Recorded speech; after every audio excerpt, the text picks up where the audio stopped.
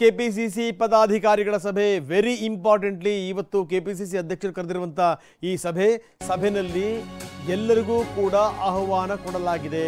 ಈ ಮುಖಾಂತರ ಇದು ಶಕ್ತಿ ಪ್ರದರ್ಶನಕ್ಕೆ ವೇದಿಕೆಯಾಗಿದೆ. 190 ಪದಾಧಿಕಾರಿಗಳಿಗೆ ಆಹ್ವಾನ ಹೋಗಿದೆ. ಬೆಳಗ್ಗೆ 11 ಗಂಟೆಗೆ ಸಭೆ ಆರಂಭ ಆಗುತ್ತೆ. ಯಾಕಂದರೆ ಇಲ್ಲಿ ಸಿಎಂ ಡಿಸಿಎಂ ಚರ್ಚೆಗಳು ಬರ್ತಾನೆ ಇವೆ. ಕೆಪಿಸಿಸಿ ಅಧ್ಯಕ್ಷ ಹುದ್ದೆಯ ವಿಚಾರಕ್ಕೆ ಸಂಬಂಧಪಟ್ಟಂಗೂ ಕೂಡ ಹಲವರು ಕಂಡಿಟ್ಟಿದ್ದಾರೆ. ಹೀಗಾಗಿ ಈ ಸಭೆಯನ್ನು ಕರೆಯಲಾಗಿರುವಂಥದ್ದು 190 ಜನರಿಗೂ ಕೂಡ ಪದಾಧಿಕಾರಿಗಳಿಗೆ ಈಗಾಗಲೇ ಆಹ್ವಾನ ಹೋಗಿದೆ. 3 ವರ್ಷಗಳಲ್ಲಿ ಡಿಕೆ ಪಕ್ಷ ಕಟ್ಟಿರೋ ಬಗ್ಗೆ ಚರ್ಚೆ ಆಗುತ್ತೆ. ಸಾಕ್ಷ್ಯಚಿತ್ರ ಬಿಡುಗಡೆಯಾಗುತ್ತೆ. ಸಿದ್ದರಾಮಯ್ಯನವರಿಗೂ ಕೂಡ ಆಹ್ವಾನ ಹೋಗಿದೆ. ಸಿಎಂ ಅವರು ಕೂಡ ಬರಬೇಕು ಅಂತ. ಸಿಎಂ ಬರ್ತಾರೋ ಇಲ್ಲವೋ ಗೊತ್ತಾಗಿಲ್ಲ. ಯಾಕಂದರೆ ಅವರ ಕಾರ್ಯಕ್ರಮದ ಪಟ್ಟಿನಲ್ಲಿ ಇದು ನಮೂದು ಆಗಿಲ್ಲ. ಬೆಳಗ್ಗೆ 11 ಗಂಟೆಗೆ ಕೆಪಿಸಿಸಿ ಅಧ್ಯಕ್ಷರು ಸಭೆಯನ್ನು ಕರೆದಿದ್ದಾರೆ. ಕೆಪಿಸಿಸಿ ಅಧ್ಯಕ್ಷಗಾದೆ ಬಿಟ್ಕೊಡಬೇಕು, ಅವರಾಗಬೇಕು, ಇವರಾಗಬೇಕು. ರಾಮಚಂದ್ರನ್ ಹಸು ಸಾಕಣೆ ಮಾಡಿ ಕೇವಲ 10 ಹಸುಗಳಿಂದ 18 ಲಕ್ಷ ಗಳಿಸ್ತಿದ್ದಾರೆ. ನೀವು ಕೂಡ ಅವರಿಂದ ಕಲಿಬೇಕಾ? ಅವ್ರ ಜೊತೆ ವಿಡಿಯೋ ಕಾಲ್ನಲ್ಲಿ ಮಾತಾಡಬೇಕಾ? ಈಗಲೇ ಫ್ರೀಡಮ್ ಆ್ಯಪ್ ಡೌನ್ಲೋಡ್ ಮಾಡಿ. ಆ ಜಾತಿ ಕೊಡಬೇಕು, ಈ ವರ್ಗಕ್ಕೆ ಕೊಡಬೇಕು, ಈ ಸಮುದಾಯಕ್ಕೆ ಕೊಡಬೇಕು, ಈ ರೀತಿ ಮಾತುಗಳೆಲ್ಲವೂ ಕೂಡ ಕೇಳಿಬರ್ತಾ ಇವೆ. ಇಂಥ ಸಂದರ್ಭದಲ್ಲೇ ಕರೆದಿರುವಂಥ ಈ ಸಭೆ ಬಹಳ ಮಹತ್ವವನ್ನು ಪಡ್ಕೊಂಡಿದೆ. 11 ಗಂಟೆಗೆ ಕರೆದಿರುವಂಥ ಸಭೆ ಡಿಸಿಎಂ ಹೇಳಿಕೆ ಬಗ್ಗೆ ಖಂಡನಾ ನಿರ್ಣಯಕ್ಕೂ ಕೂಡ ಚಿಂತನೆ ಮಾಡಲಾಗ್ತಾ ಇದೆ.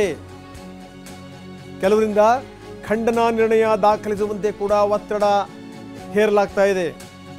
ಬರಲಿ, ಸಮಯ ಬರಲಿ, ಸಮಯ ಬಂದ ಮೇಲೆ ತೀರ್ಮಾನ ತಗೊಳ್ಳೋಣ ಅಂತ ಡಿಕೆ ಬಳಗ ಹೇಳಿದೆಯಂತೆ. ಅಂದರೆ ಇದು ಇವತ್ತು ಖಂಡಿತವಾಗಲೂ ಶಕ್ತಿ ಪ್ರದರ್ಶನವೇ. ನಿಗಮ ಮಂಡಳಿ ಆಯ್ಕೆ ಸಮಿತಿಗಳಲ್ಲಿ ಪದಾಧಿಕಾರಿಗಳು ಇಲ್ಲ. ಪಕ್ಷಕ್ಕೆ ದುಡಿದ ಕಾರ್ಯಕರ್ತರನ್ನ ಬಿಡಲಾಗಿದೆ. ಕಾರ್ಯಕರ್ತರನ್ನ ಕಡೆಗಣಿಸಿ ಸಮಿತಿಯನ್ನು ರಚಿಸಲಾಗಿದೆ. ಹೀಗಾಗಿ ಇವೆಲ್ಲ ವಿಚಾರಗಳು ಕೂಡ ಚರ್ಚೆಗೆ ಬರ್ತವೆ.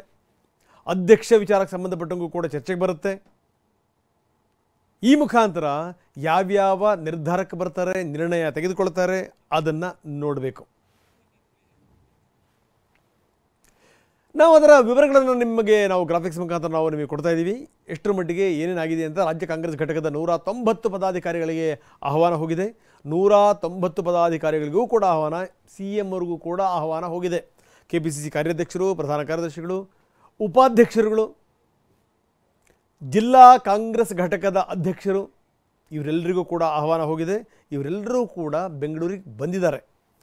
ಕಳೆದ 3 ವರ್ಷಗಳಲ್ಲಿ ಪಕ್ಷ ಯಾವ ಮಟ್ಟದಿಂದ ಯಾವ ಮಟ್ಟಕ್ಕೆ ಬಂದು ನಿಂತಿದೆ, 3 ವರ್ಷಗಳಲ್ಲಿ ಡಿಕೆ ಹೇಗೆ ಪಕ್ಷ ಕಟ್ಟಿದ್ದಾರೆ, ಡಿಕೆ ಸಾಧನೆ ಏನು, ಅದೆಲ್ಲದರ ಕಿರುಚಿತ್ರ.